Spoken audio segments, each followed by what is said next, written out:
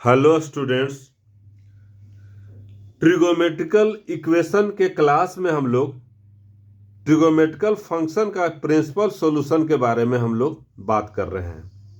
यहाँ हमने एक एग्जाम्पल लिया है साइन एक्स बराबर -√3/2। इसका प्रिंसिपल सॉल्यूशन निकालना चाह रहे हैं कि साइन एक्स बराबर -√3/2 है, जिसका प्रिंसिपल सॉल्यूशन क्या होगा। तो हम लोग प्रिंसिपल सॉल्यूशन के बारे में जानते हैं कि प्रिंसिपल सॉल्यूशन जो रहता है वो 0 से 2π के बीच में जो बिलोंग करेगा x का वैल्यू, उसको हम प्रिंसिपल सॉल्यूशन कहेंगे। यहां दिया हुआ है साइन एक्स बराबर -√3/2, मतलब साइन एक्स का यहाँ निगेटिव वैल्यू है। तो उसके बारे में हम लोग जानेंगे कि साइन एक्स किस किस क्वाड्रांट में निगेटिव होता है, किस किस क्वाड्रांट में पॉजिटिव होता है। तो ये रूल हमको ASTC जो हमने शॉर्टकट एक ट्रिक है, तो इसमें ऑल पॉजिटिव रहता है, इसमें साइन और कोसेक पॉजिटिव रहता है, इसमें टैन और कॉट पॉजिटिव रहता है, इसमें कॉस और सेक पॉजिटिव रहता है। तो यहाँ पर निगेटिव वैल्यू है, तो इसमें साइन एक्स मतलब ऑल इसमें पॉजिटिव रहेगा। साइन एक्स बराबर -√3/2, तो इसमें सोल्यूशन इसका नहीं होगा। साइन सेकेंड क्वाड्रांट में पॉजिटिव है, तो इसमें भी सोल्यूशन नहीं होगा। साइन जब भी निगेटिव होगा तो ये थर्ड क्वाड्रांट में निगेटिव होगा और फोर्थ क्वाड्रांट में निगेटिव होगा। तो अगर हम ये अल्फा हम लेते हैं इसको, तो ये पाई माइनस अल्फा लेते हैं सेकेंड क्वाड्रांट के एंगल को, इस तरह से कैलकुलेट करते हैं। थर्ड क्वाड्रांट को लेते हैं पाई प्लस अल्फा, अब फोर्थ क्वाड्रांट को लेते हैं 2π माइनस अल्फा। इस तरह से हम लेते हैं। अब यहां पर हम सबसे पहले इसका ट्रिक हम बताते हैं कि साइन एक्स बराबर -√3/2 है, तो इसको हम साइन अल्फा बराबर हम ले लेंगे, इसका मॉड ले लेते हैं।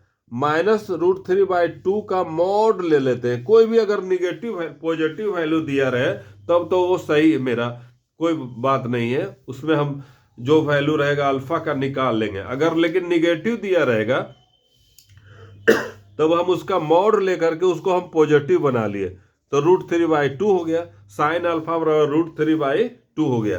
तो यहां पर अल्फा बराबर हो जाएगा π/3 हो गया।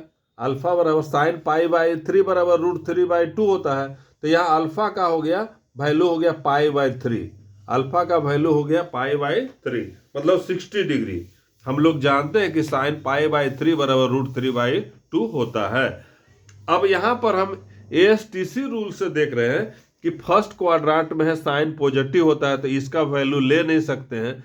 सेकेंड क्वाड्रांट में भी साइन पॉजिटिव होता है, वो नहीं ले सकते हैं। थर्ड क्वाड्रांट और फोर्थ क्वाड्रांट में जो साइन जो है वो निगेटिव होता है।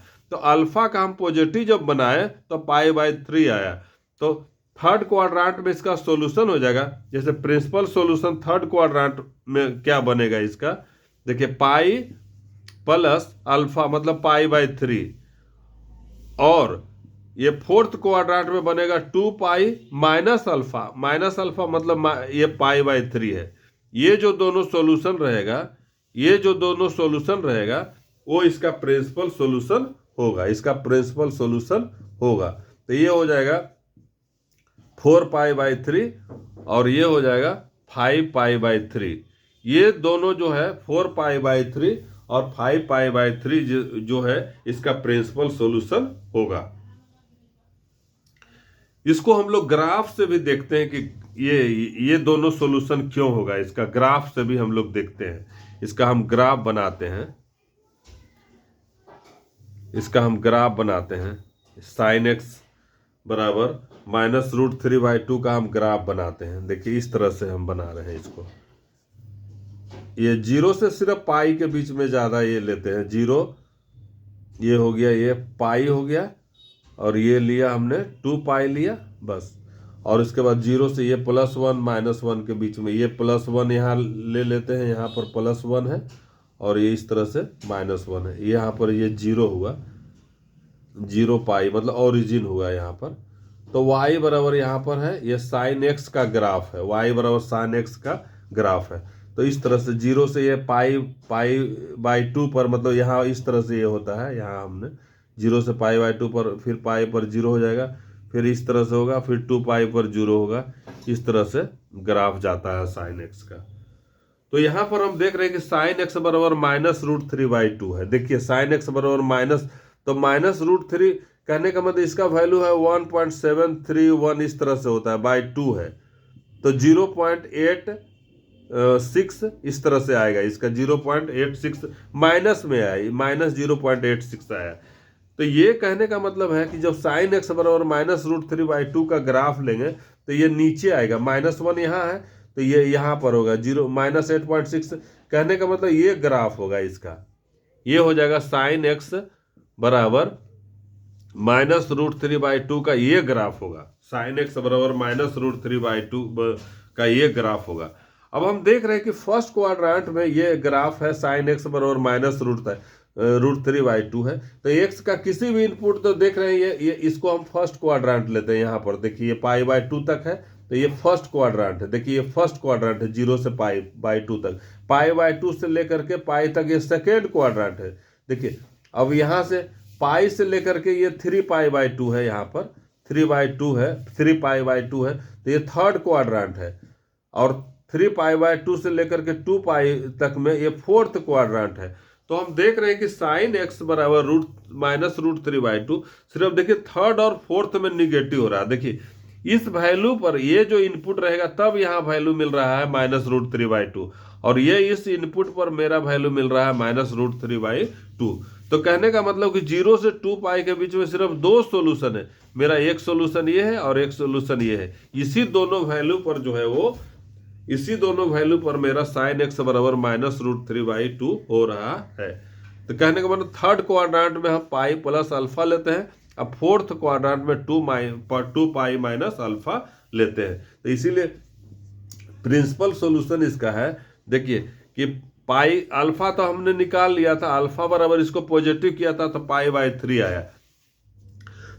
तो पाई प्लस π/3 ये हो जाएगा मेरा सॉल्यूशन, पाई प्लस π/3 ये है। देखिए ये पाई है प्लस π/3 यहाँ जुट रहा है, तो ये मेरा एक सॉल्यूशन निकल रहा है। और फिर 2π, देखिए 2π से पहले है अल्फा, मतलब वही π/3 है, इसको हमने पॉजिटिव बनाए हैं, तो tan अल्फा साइन अल्फा निकल गया जो कि π/3 है।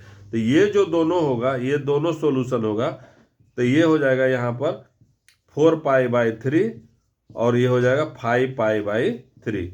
यही दोनों जो है मेरा प्रिंसिपल सॉल्यूशन हो जाएगा। तो साइन एक्स बराबर -√3/2 का प्रिंसिपल सॉल्यूशन हो जाएगा 4π/3 और 5π/3। इसका प्रिंसिपल सॉल्यूशन हो जाएगा 4π/3 5π/3। मतलब ये पॉइंट जो है 4π/3 है और ये पॉइंट है 5π/3 है। तो इस तरह से हमने प्रिंसिपल सॉल्यूशन के बारे में हमने डिस्कशन किया, एक एग्जाम्पल था। इससे हम लोग का कॉन्सेप्ट जो है वो क्लियर होगा, बाकी हर जगह हम इस कॉन्सेप्ट को अप्लाई कर सकेंगे। Thank you for watching.